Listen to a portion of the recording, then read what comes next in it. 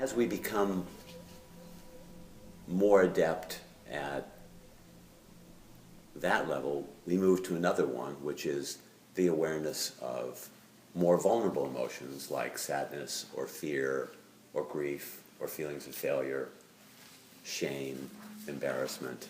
And again, congratulations. We need to embrace it. If we're against ourselves, we have no chance of coming to peace, no chance of stopping ourselves from hurting the other and ourselves. There's no chance. So it's so important. The key thing is that we congratulate ourselves, that we appreciate ourselves, that we are tender with ourselves. And that's the healing agent. The healing agent is the tenderness, is the acceptance, is the yes, it's perfectly okay that you're angry, it's perfectly okay that you're sad or frightened, and I'm going to hang in there with you. And we learn how to coexist with the emotional states we're in and recognize at deeper and deeper levels as we grow older that it's so paradoxical. If we can really embrace fear, we're going to develop courage. If we can really embrace weakness, we're going to develop strength. If we reject weakness, we're going to stay weak. If we reject anger, we're going to stay angry. If we hold it with a truly emotional intelligent witness, then magic can happen with any emotional state. It's like bathing the two together. My heart wants to say hello to you no matter which state you're in. Then there's another level where when you're in touch with the vulnerability, it becomes a little easier to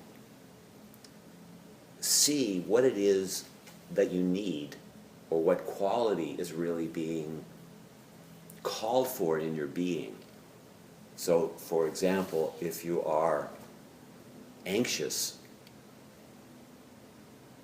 relaxation is being called for. If you're angry, peace is called for.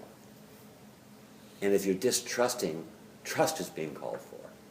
And so we start to realize the next level underneath the vulnerability, and sometimes underneath the resistant emotions, is the underlying needs that exist to be supported, to be connected to have attunement, to communicate, to be kind to ourselves.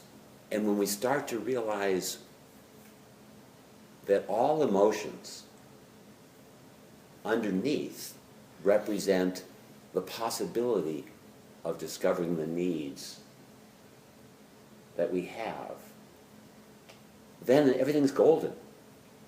There's no point in rejecting anything because we recognize that we're going to get to the needs, we're going to get to the qualities. If we're agitated, we're going to learn how to be more peaceful.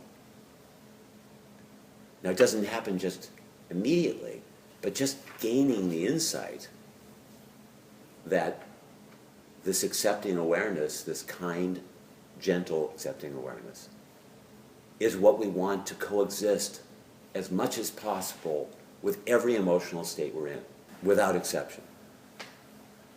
And when it's absent, we're just spinning like a top nowhere. And when it's present, it truly doesn't matter what state we're in, because we're looking for the possibility of how do we transform? How do we find love? How do we find peace? How do we find trust? How do we find compassion? So it's magical.